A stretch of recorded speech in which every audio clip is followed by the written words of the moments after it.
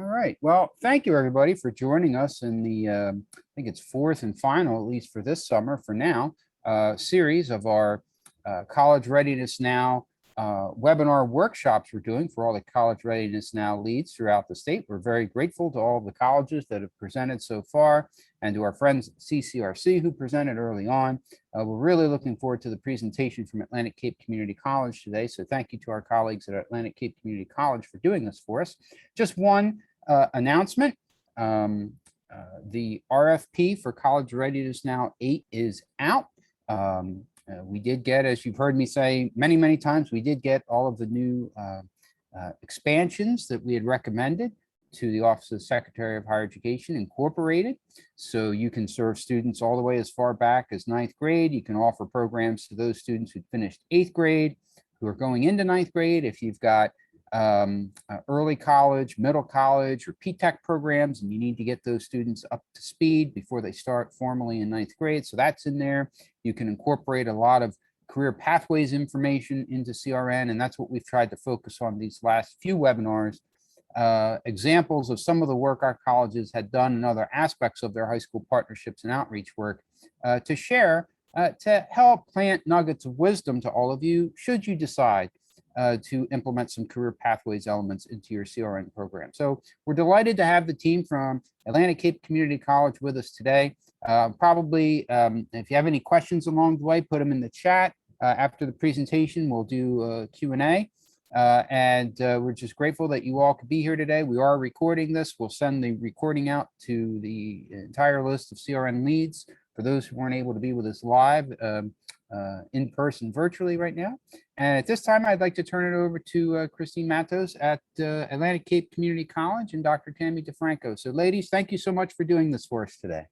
No problem. So just quickly want to introduce myself. Hi, my name is Christine Matos, and I'm the new Director of High School Initiatives at Atlantic Cape Community College. So I've been here for about 2 months, so this is all new to me, but I'm super excited to be working with CRN.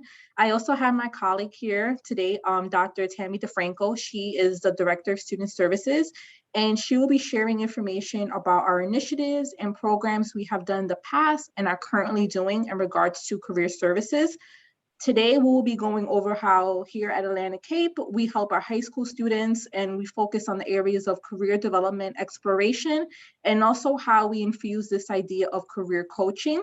We'll be going over how we provide support and guidance, and we'll also be sharing information about our assessments that we are currently using to help guide our students in figuring out this whole, well, what do I want to do when I grow up question that is never answered.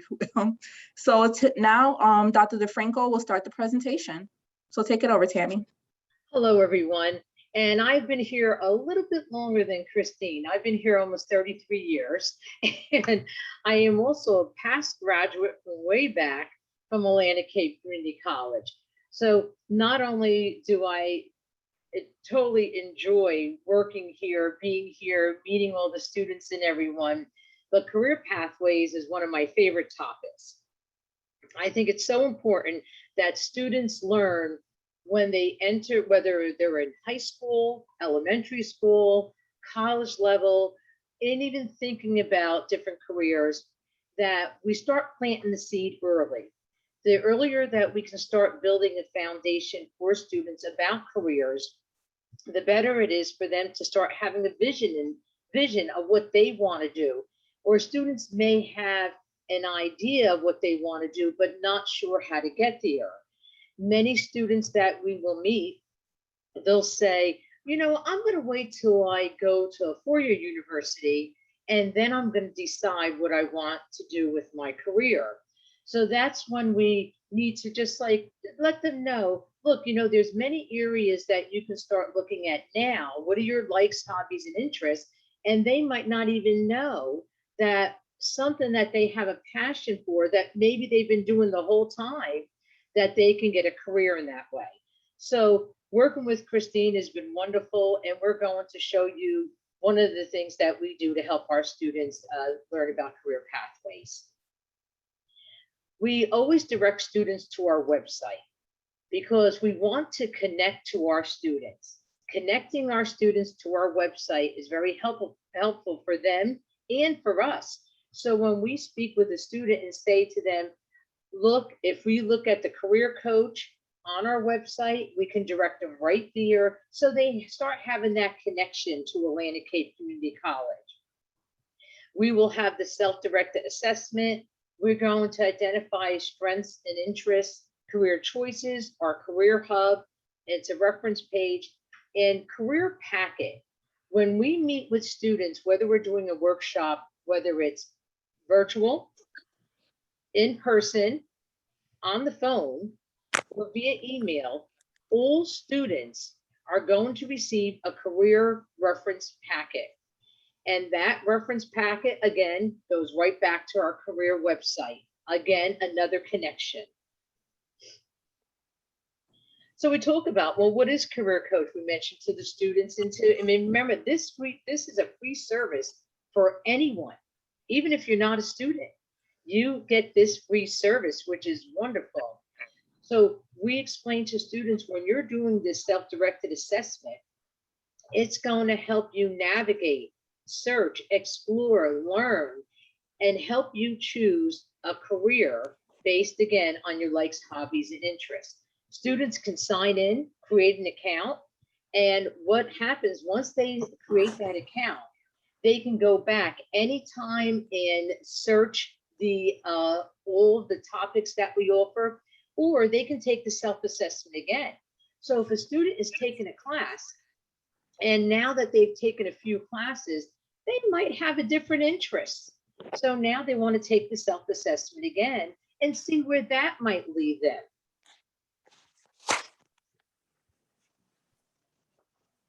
So once a student takes the career assessment, they browse different careers, they find out the data on those careers. What does the job placement look like? Are they going to be able to find a job in the area that they live? Or do they need to go outside the area? Also, they can browse programs because I think it's very important.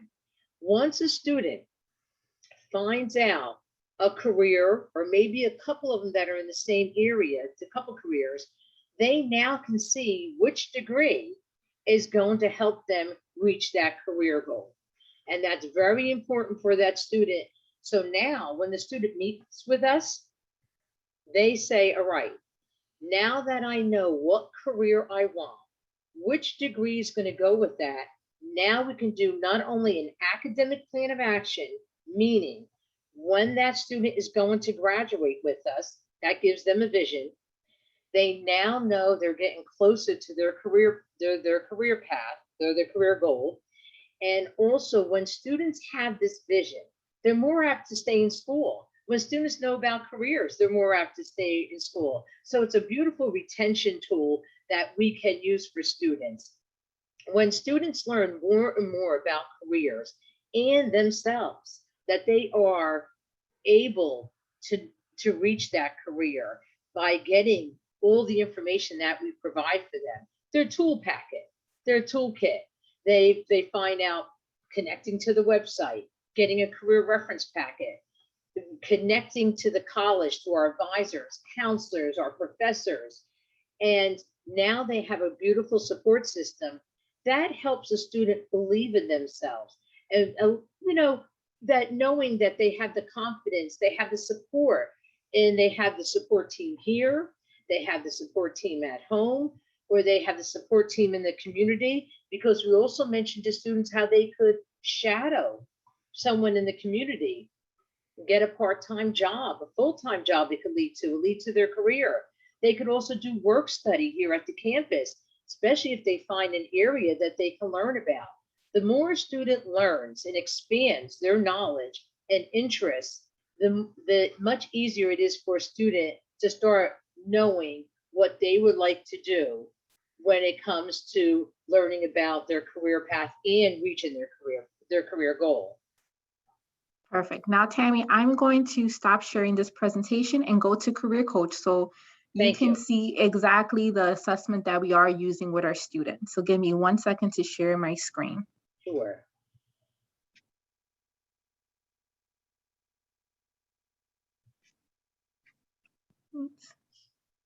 Oops, sorry. Technical issues as always. I usually ask the student, I'll ask the students, any of you work? And then they'll raise their hands, some of them, and I'll say, well, who here would like to do what they're doing the rest of their life? I might get one or two that say, you know what, I really want to continue this. And what degree do I need? Then I'll get other students saying, no, I don't want to do this. And I'll say, well, you know what? At least you know what you don't want to do from experiencing this, experiencing what you're doing. But the good thing is I see that you're working and that you know what it's like to get some work ethics, because we'll talk to them about their work ethics, how important that is. And this will help students as well when they start answering the questions for a career coach. So we Do you see have the two screen, Tammy? assessments. Yes, Do you see the screen? yes, I do. Thank Okay, you. perfect.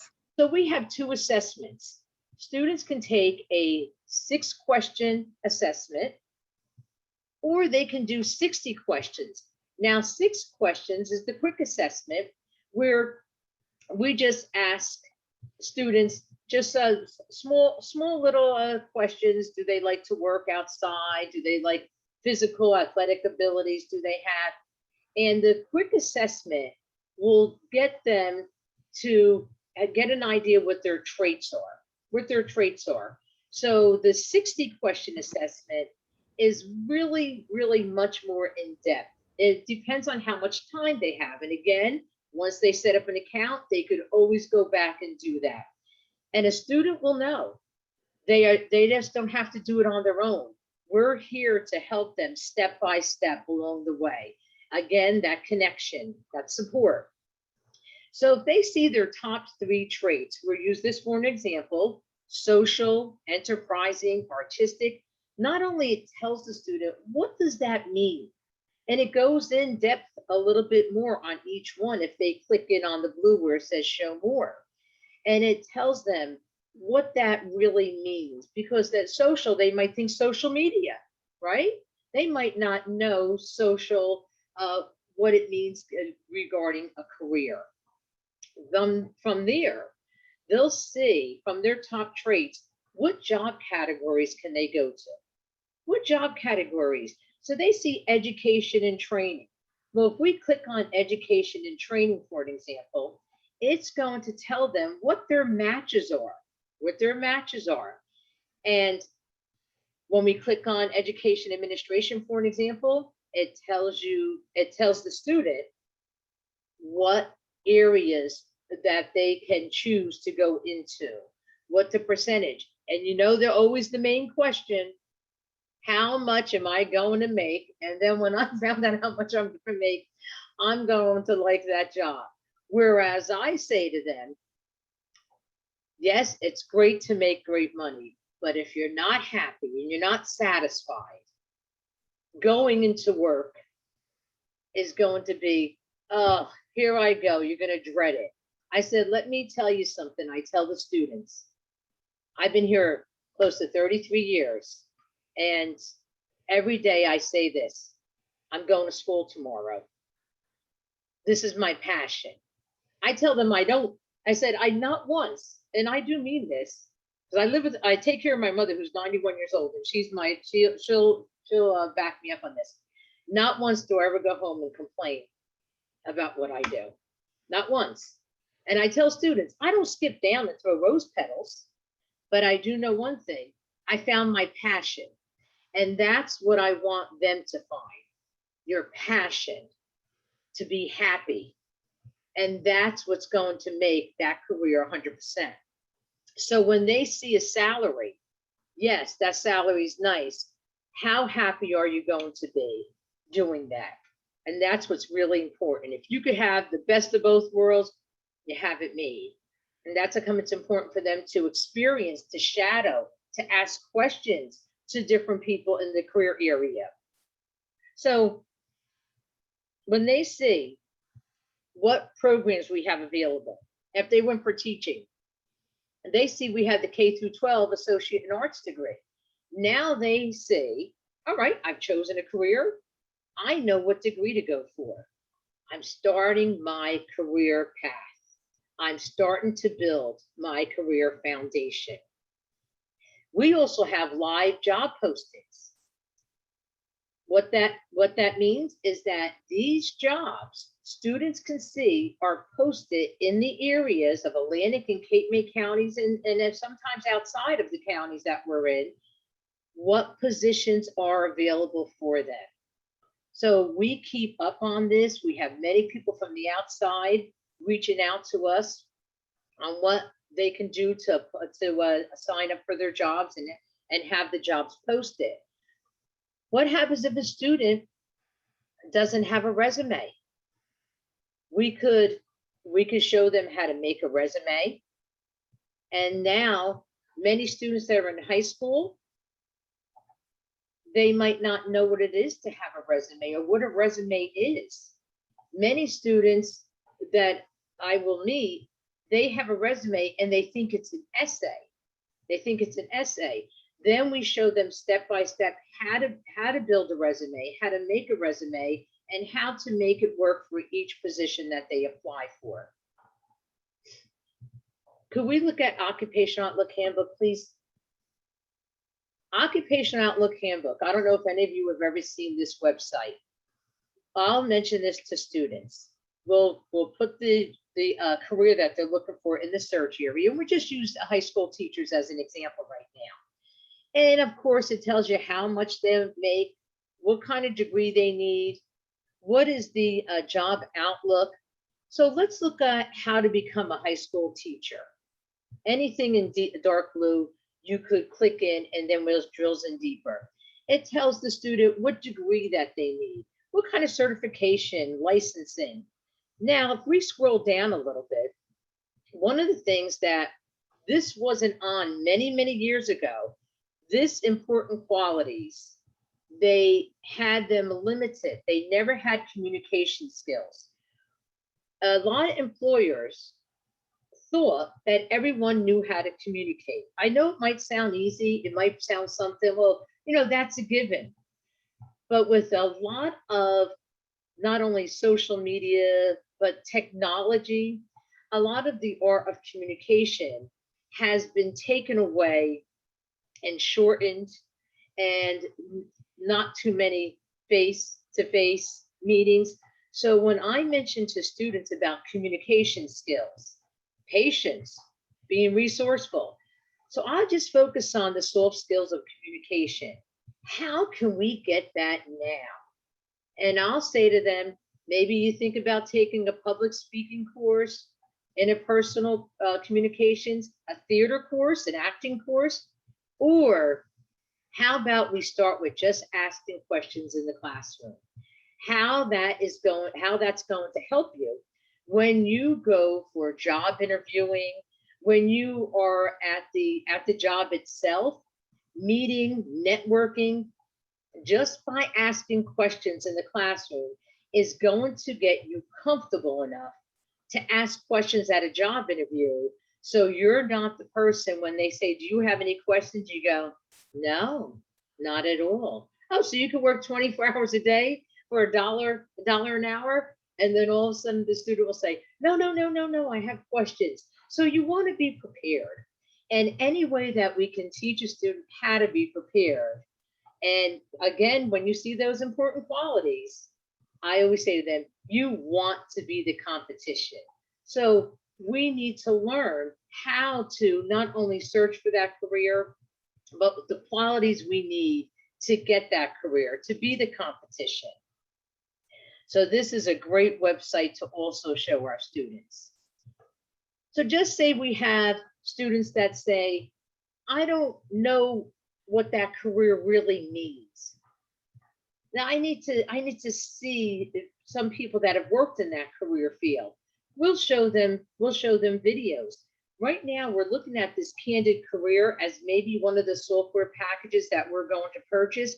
But if we don't, there's many different career videos that we can find for free, and we'll show students about that career. A couple of years ago, I had to meet with students from age 7 years old to 11 years old about careers. And I'm thinking, all right, what could I do to get their interest? They're not going to want a talking head up there and show them different statistics and how much money they're going to make. So I said, all right, most children like dogs. They like animals. So I showed them how to work with animals. And I got their attention. Not every single one of them, because there was over 100 students, but I did get majority. And I had to stop it and stop the video and ask questions. So again, careers can start at any age, just to plant the seed, to start building again that foundation. And they have different videos here about soft skills, problem solving. Maybe students aren't sure how to solve a problem if their supervisor, or if they are the supervisor, on what they need to do. And there isn't anything wrong, I always say to them, if you ask questions or seek that information, to be resourceful. There isn't anything wrong with that at all, because we all need to learn that. And the more that we learn, the more we become an expert in that field that we're going in.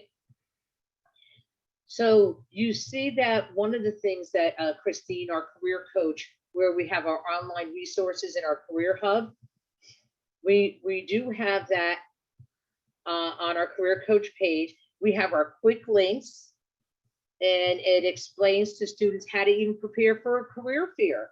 Many students don't realize when they go to a career fair that they should dress for success. Have their resumes, and I say resumes, have their resumes available, because when someone is at a career fair, you may get hired right on the spot, right there. And they don't even realize that. Many students think when they go for a career fair, they're just gaining information, not realizing that could be their time to shine. That can be their time to shine. And I do apologize. Christine, can we go back to occupational handbook one more time, please? To the first page of it, please. One of the things I mentioned to students, don't wait until you get your degree to start looking for that career. In occupational handbook, there's an area called other occupations. So when we're looking up a high school teacher, you will see other occupations that are on that website. And in that area, it shows students what job can they look for right now with a high school diploma, because we saw at high school teacher, you'll need your bachelor's degree. So students sometimes can feel like a little disappointed and say, oh, I need my bachelor's degree, I have to wait till then. But if they want to be a teacher's assistant, they'll realize that they might need a little bit of college and a high school diploma. They can start now. I'll say to students, how many times have you met someone, they've received their degree, bachelor's, master's, and they say they're having trouble looking for their career? And I always say, don't wait until you get your degree to start looking now. Start looking now. If someone, and that's a great way to network. I'll tell them, if you're going into the community and you do volunteering, you do shadowing, just to experience, you're going to network. What's going to happen? That person's going to say, well, you know what? I remember when so-and-so came here and they shadowed and they showed their leadership skills. And I tell students, it's important to learn about being a leader. Be your own leader, empowering yourself. How do you empower yourself? Get the students on board. When it comes to their degree, get them on board to help find which classes they like. And I'll give an example. We have 4 history classes: History 1, 2, 3, and 4. U.S. History 1 and 2, and World Civ 1 and 2. I tell the students, look, I could easily put you in the history class that I like, but I want you to read the description and you choose. That's a way of empowering them, making decisions, learning about reading different descriptions on what's going to make them want to be in that class. Those are important skills. And I'll tell the students, because now that goes to decision making. You keep on connecting with the student and give them all different ways that they can be empowered, be their own leader. This is going to help them with their career. And it might seem small things that we might not even have thought about how that can help them. But I'll say to the student, read that. What do you think of that? They go, you know what, Tammy, I like this History 102. Okay, why is that? Well, you know, that sounds interesting. I like this, and they'll pick something out. What happens? They're now communicating with you. All those skills that we can help them with. So Christine, if we can go back to the Career Hub. And the Career Hub, this shows students all different areas that we can help them with.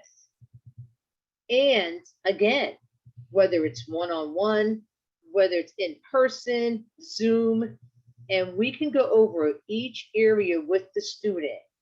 And the good thing is we can have students come back.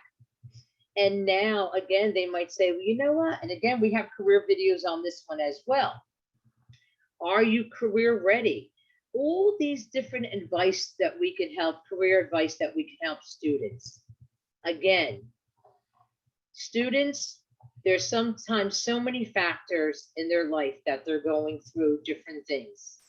And they want to work, they want to go to school, and they want to have a social life, and they have responsibilities. Our goal is to show students that it is possible to have it all and to balance and do time management. Time management is very important. And with that time management skills, that's also going to help them with their career path.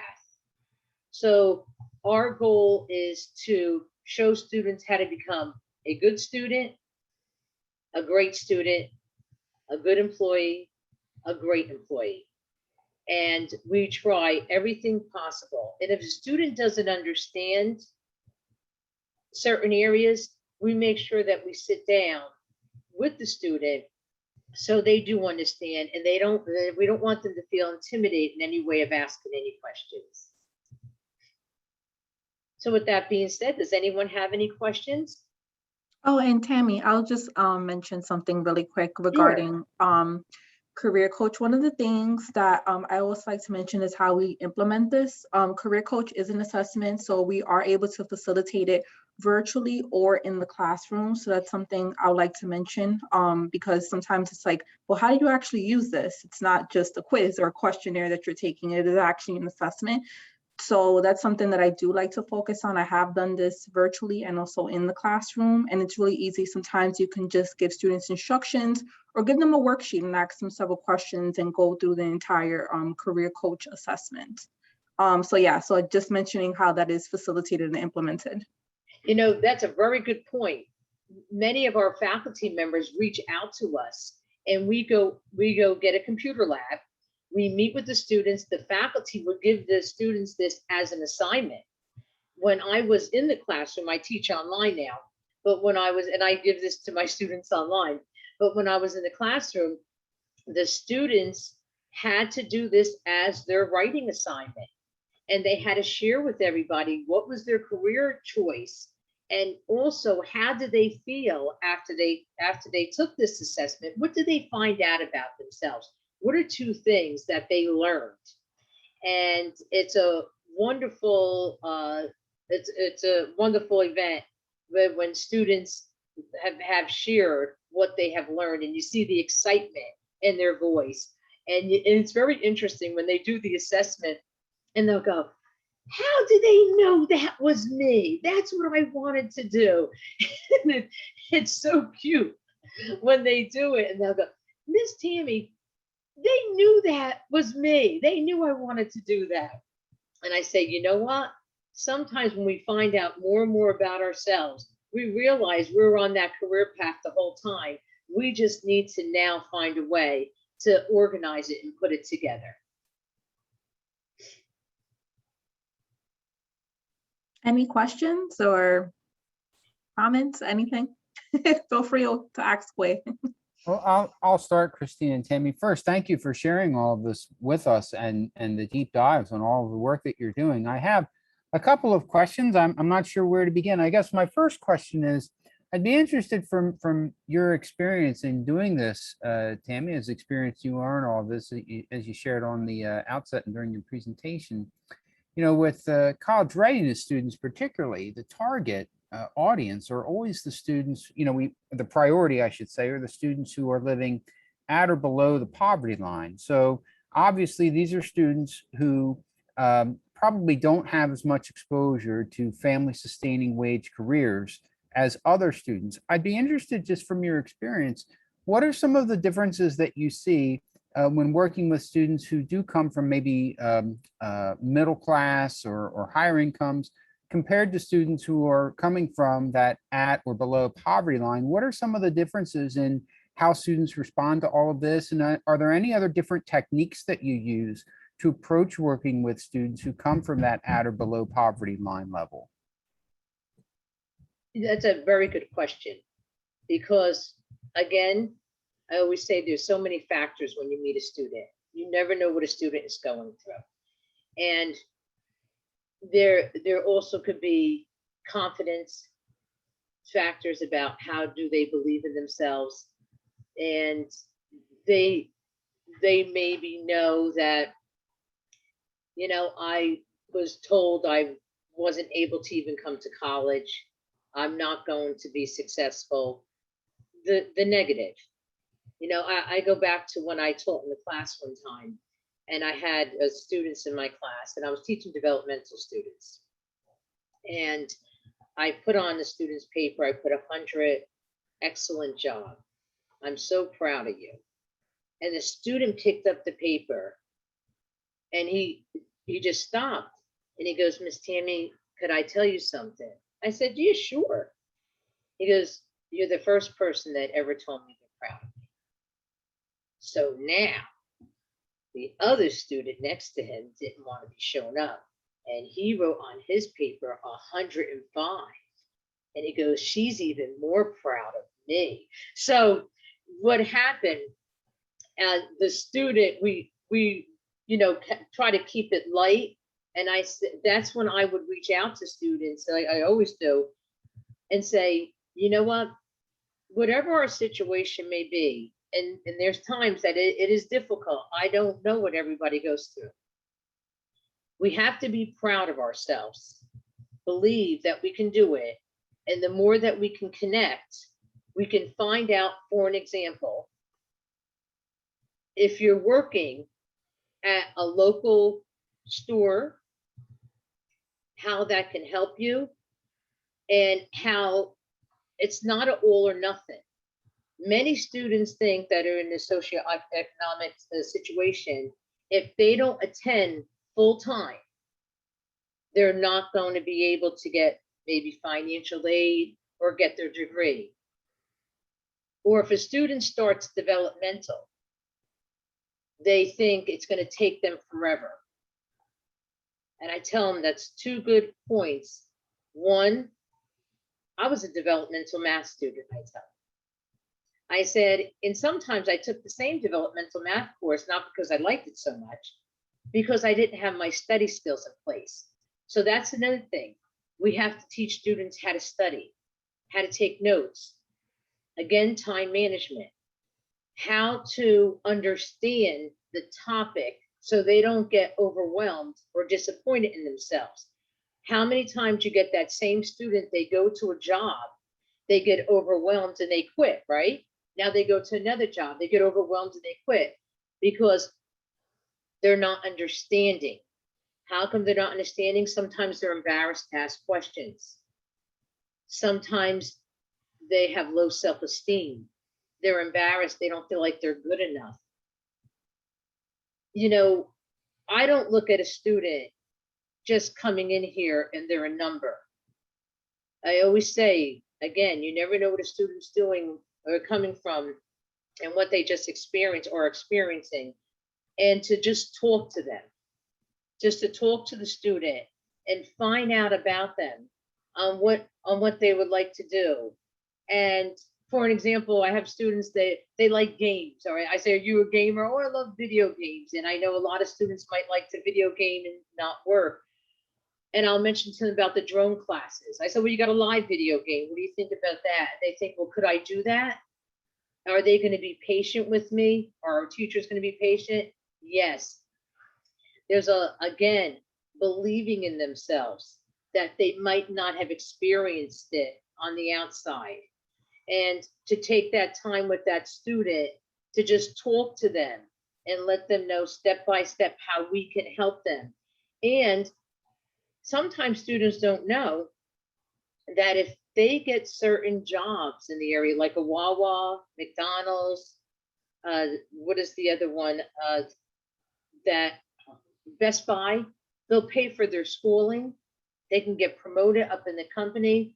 So when you meet with a student, and as a counselor's point of view, when I meet with a student, there's more to it than just what classes do you want? How could I register you? Again, I go back to connection. When a student gets connected to someone at the college, they're more apt to feel comfortable to approach that person and ask questions, or even share that there's something going on. There's something going on. And I have to share this when you said something, Jake. When I teach online and I don't see a student for a couple weeks, I'll call them up. Like this morning when I got in at 8 o'clock, I got in before 8 o'clock, so I want to make sure they're up. I called the student at 7:45 and I said, hi, everything all right? Oh, Tammy, I'm so sorry. I'm going through some things right now. Okay, how can I help you out? Is there something you need my help with? How could I help you? The student didn't say anything. I know the student was on the phone. I said, you still there? He goes, I never got a phone call from a teacher before. I said, well, you're getting one now. Don't get used to it. I said, but I do know one thing. How could I help you right now? I said, you shared with me that you're going through something. Now, how could I help you? So we spoke for a little bit, and he goes, that made me feel better to know. Sometimes students don't know that I can talk to someone at the college. And if we need, we have outside referrals for students that are free of charge that can help them with coping skills. Many students are going through some heavy responsibilities and feeling overwhelmed because whatever their situation is at home, they want to get out of it. But sometimes when you're a product of your own environment, it's hard to get out of it because you're feeling guilty. You're feeling bad that you want to move on. And sometimes your family members aren't moving on and they're not encouraging them or supporting them.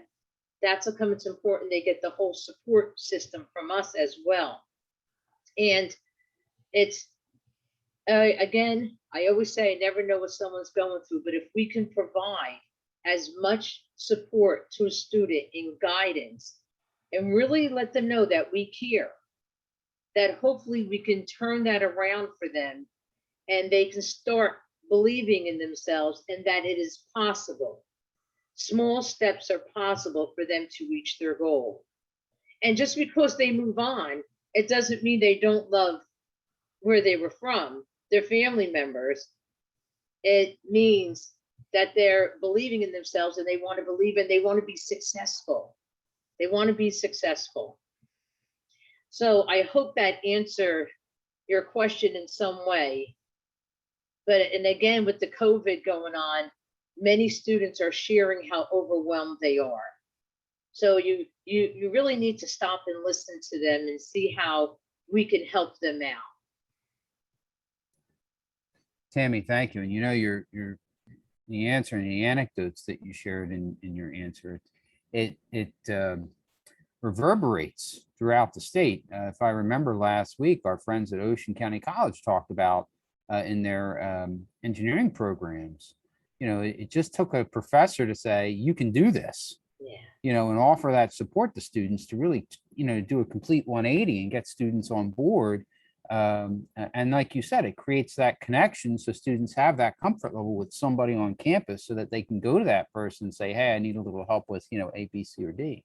So thank you. Thank you for sharing that perspective. Christine, go ahead. I'll just chime in really quickly because I have done career coach, obviously not at Atlantic Cape, but at my previous institution.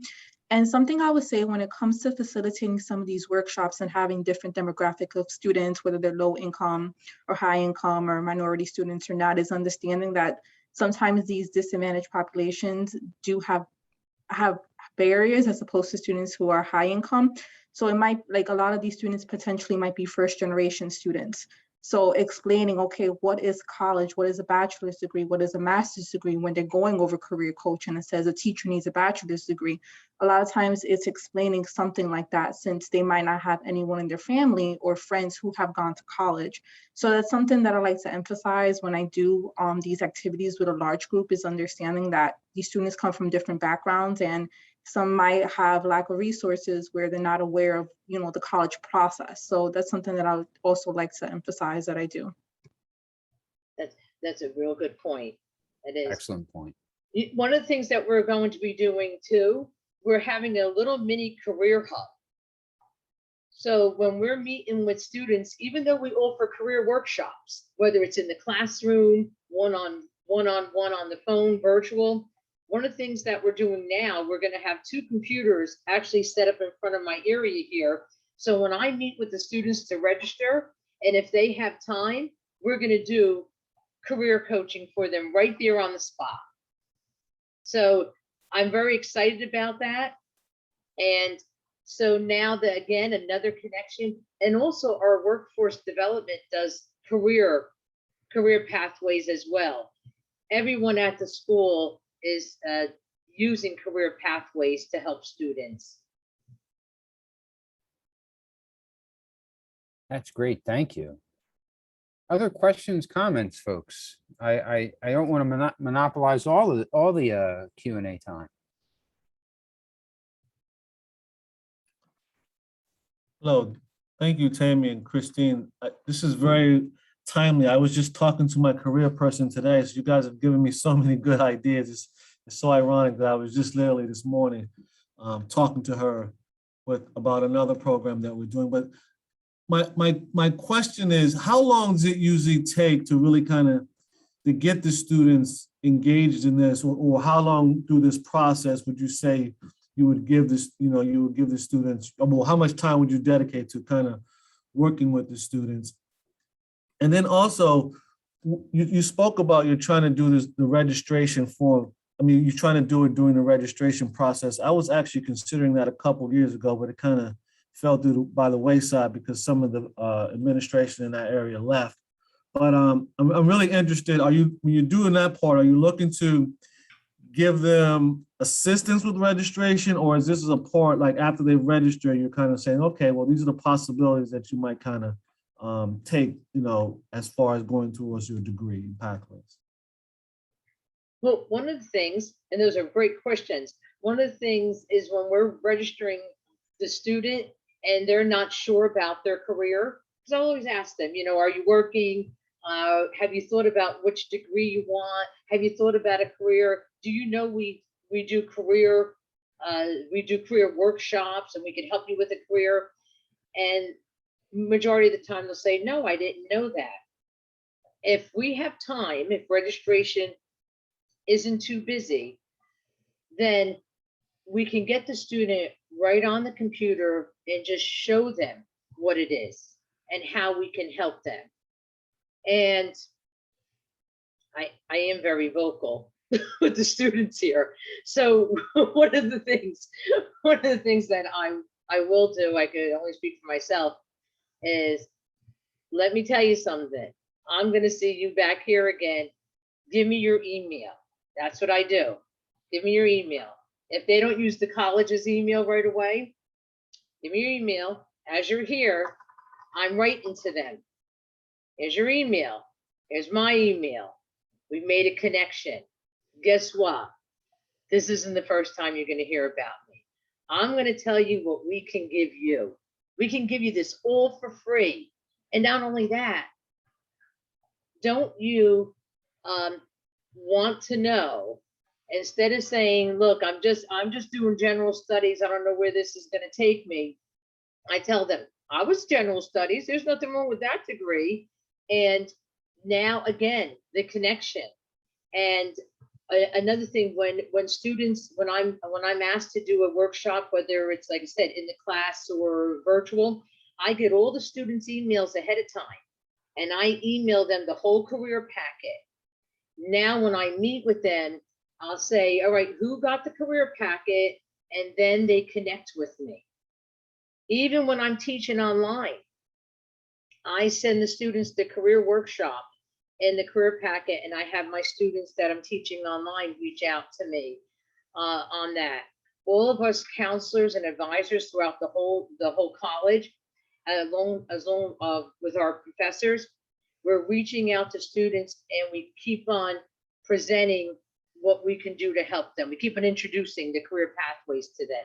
So if we have time during registration, we have time during the semester, we keep on putting it out there.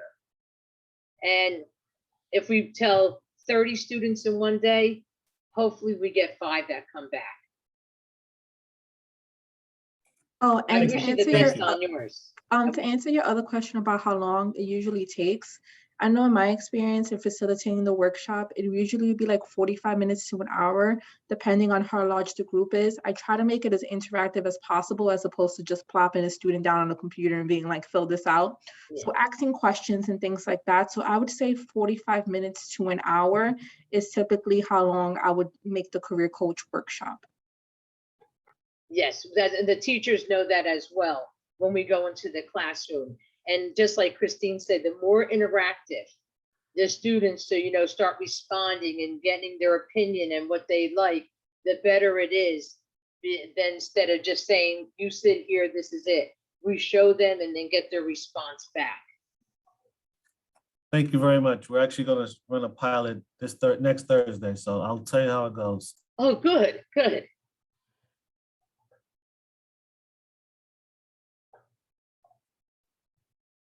Any other questions or comments, folks? Let's see anything in the chat. Okay. Well, Tammy, Christine, thank you so much for sharing your nuggets of wisdom on the career pathways elements that you have implemented there at Atlantic Cape Community College. We very much appreciate it and very much hope that what you shared with us will help all of us as we're crafting our college readiness now proposals this year, as I said on the beginning, for those that choose to incorporate career pathways elements into their CRN programs. So I want to thank everybody who was able to join us today, and thanks for the great discussion and great questions. And as a reminder, the CRN proposals are due at the end of the month, but if you have any questions before then, please feel free to reach out to me. I'm happy to help in any way, shape, or form. And sure, we'll have other CRN lead meetings throughout the school year. And if you need anything else related to CRN or any other projects, please reach out to me. My job is to help all of you in your jobs. So I just want to thank you all again for being with us. And we'll get the recording out as soon as it's available. And enjoy the rest of the summer. And thank you once again. Take care, everybody. Thank Thank you. you, Jake. Have a good one, Take guys. care.